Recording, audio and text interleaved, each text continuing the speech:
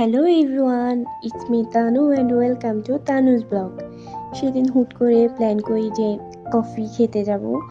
So আর দেরি না করে তাড়াতাড়ি রেডি হয়ে বের হয়ে পড়ি। আজকে একটা সুন্দর লোকেশনে একটা সুন্দর রেস্টুরেন্টে যাব।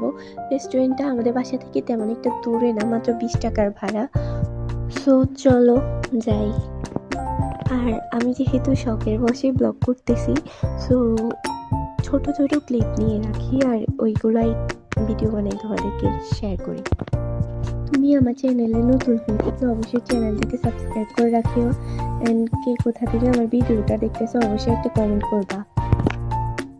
আমি কিন্তু তোমাদের কমেন্টগুলো পড়বো।